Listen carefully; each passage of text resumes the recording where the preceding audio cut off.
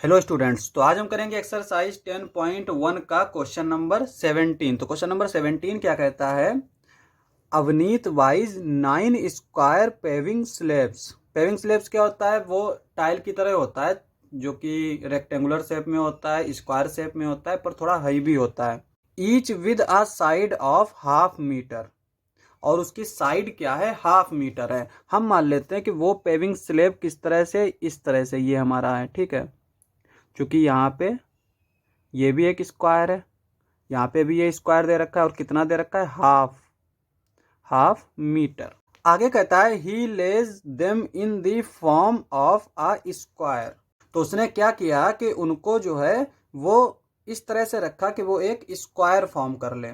तो यहाँ पे उसने देखो फिगर में दे रखा है, जैसे ये हमने एक स्लेब रखी इस तरह की, एक ये है हमारी, दो हो गई, ये हो गई तीन, इस तरह से थ्री थ्री थ्री, तो थ्री थ्री जा 9। तो 9 स्लेब्स को इस्तेमाल करके उसने एक स्क्वायर बना लिया। आगे क्या कहता है? What is the perimeter of his arrangement, और फिगर यहाँ पे लिख रखा है 10.7 आई, यानी 10.7 का ये पहला वाला। तो अब हमें इसका पेरीमीटर फाइंड आउट करना है। अब देखो यहाँ पे पेरीमीटर इसका क्या आ जाएगा। अब यहाँ पे एक चीज देखो, इसकी लेंथ कितनी है? हमारी साइड कितनी है? Half metre. तो ये हाफ मीटर है, ये हाफ मीटर है, ये हाफ मीटर है। तो ये कितने हाफ हो गए? 1 2 3 4 5 6 7 8 9 10 11 12 हाफ हो गए। तो यानी हम हाफ को 12 से मल्टीप्लाई कर देंगे। तो यहाँ पे आंसर लिखेंगे।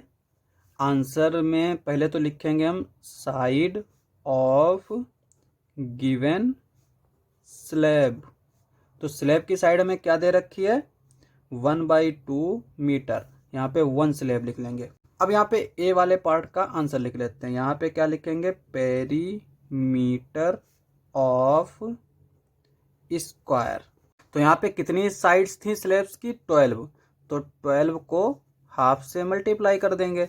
ये हो जाएगा 12 वन जा 12/2 मीटर। यहाँ पे ये कैंसिल आउट करेंगे, 2 6 जा 12, तो ये आ जाएगा 6 मीटर। तो ये तो एक आंसर हो गया। अब यहाँ पे बी वाला पार्ट क्या कहता है?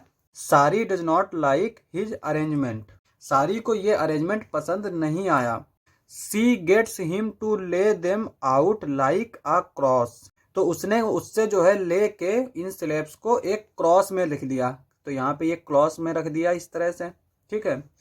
आगे क्या कहता है? What perimeter of her arrangement, और यहाँ पे ये फिगर नंबर दे रखा है। तो इसका पेरीमीटर क्या होगा? अब यहाँ पे एक चीज समझ लेते हैं। देखो यहाँ पे ये जो स्लैब्स दे रखी हैं, जैसे यहाँ पे जो स्लैब दे रखी है, यहाँ पे जो स्लैब दे रखी है, इनकी तो दो साइड कंसीडर की गई है, एक तो ये और एक ये। यहाँ पे जो स्लैब दे रखी है उसकी सिर्फ एक ही साइड को कंसीडर किया गया है।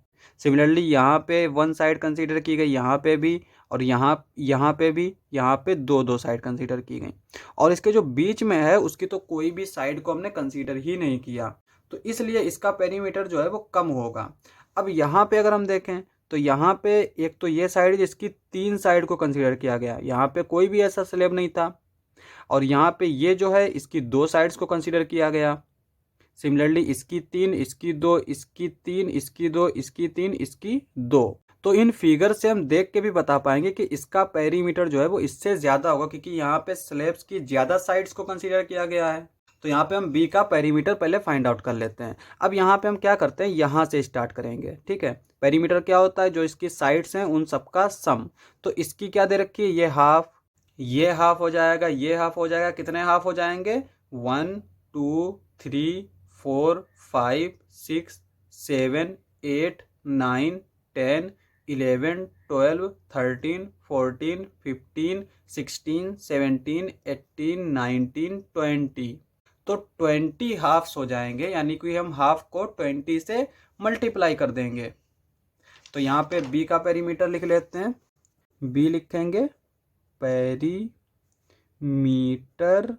Of a cross.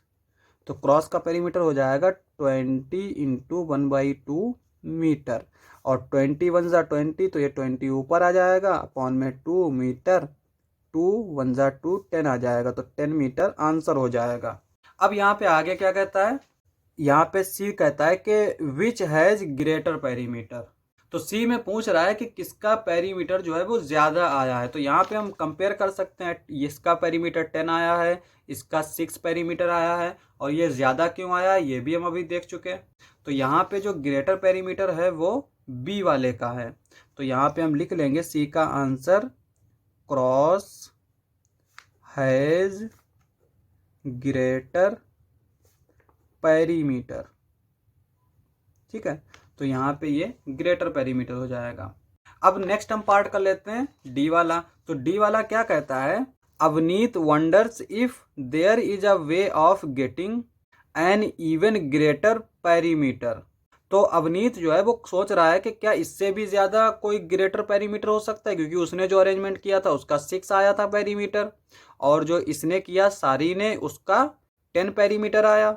तो उसको जो है अचंभा हो रहा है कि क्या इससे भी ज्यादा पेरीमीटर हो सकता है। और आगे कहता है कि can you find a way of doing this. तो यहाँ पे कह रहा है क्या तुम कोई ऐसा तरीका फाइंड आउट कर सकते हो कि जो ग्रेटर पेरीमीटर आए। और यहाँ पे ब्रैकेट में कुछ कंडीशन भी दे रखी है, the paving slab must meet along complete edges. यानी जो स्लेब दे रखी हैं उनको हमेशा हमें चिपका के रखना है, इनकी जो साइड हैं उनको जोड़ के रखना है। That is they can not be broken, उनको हमें तोड़ना नहीं है। ठीक है, तो अब यहाँ पे जैसे कि हमने बताया कि जिसकी ज्यादा साइड्स दिखेंगी उसका पेरीमीटर ज्यादा होगा, जितने स्लेब्स की साइड्स को हम छुपा देंगे उतना ही पेरीमीटर कम हो जाएगा। तो यहाँ पे जो सबसे आसान तरीका होता है वो होता है कि सारी स्लेब्स को हम लाइन से रख दें।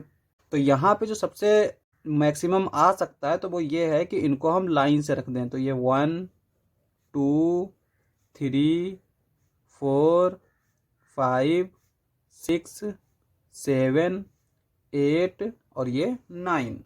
तो ये 9 स्लेब्स हो गई। अब इसका पेरीमीटर हम फाइंड आउट करके देख लेते हैं। यहाँ से स्टार्ट करते हैं, 1 2 3 4 5 6 7 8 9 10, और 10 ये भी होंगी, 11 12 13 14 15 16 17 18 19 20। तो ये 20 आ गया, यानी 20 हाफ हैं। तो हाफ को हम 20 से मल्टीप्लाई करेंगे तो ये आ जाएगा 21 जा 20 अपॉन 2 यानी 10 मीटर। तो यहाँ पे जो मैक्सिमम हो सकता है इसका पेरीमीटर वो 10 मीटर ही हो सकता है, चाहे आप किसी भी अरेंजमेंट से इसको रख लें। लास्ट पार्ट था, क्वेश्चन समाप्त। नेक्स्ट लेक्चर में करेंगे नेक्स्ट क्वेश्चंस। आज के लिए बस इतना ही।